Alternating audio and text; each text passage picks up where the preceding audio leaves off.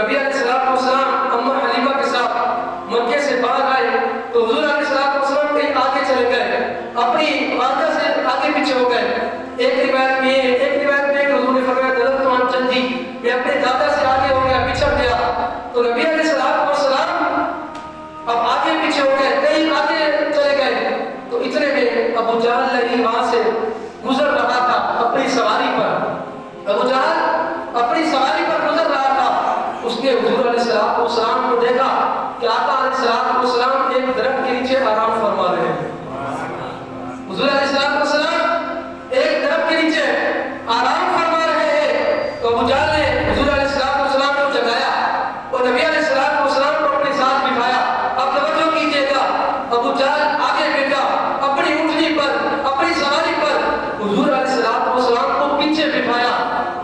آپ آگے بیٹھا خود، نبی علیہ السلام کو پیچھے بٹھایا۔ اونٹنی کو مارا، پیٹا، ڈانٹا، لیکن اونٹنی کھڑی نہیں ہوئی۔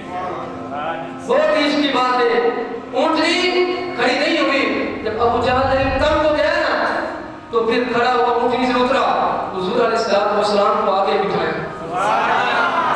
توجہ کریں گے، حضور علیہ السلام کو آگے بٹھایا، خود پیچھے بیٹھا۔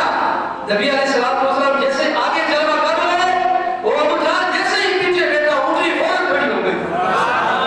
ابو جہل نے کہا ہے اونٹنی، رب نے اس جانور کو، اونٹنی کو زبان عطا فرمائی، کہا تجھے کیا ہو گیا ہے؟ تو سواری میری ہے، میں آگے بیٹھا تو تجھے ڈانٹا پڑتی، مارا پیٹا تو کھڑی نہیں ہوئی۔ جب نبی علیہ السلام کو میرے آگے بٹھایا تو فوراً کھڑی ہو گئی۔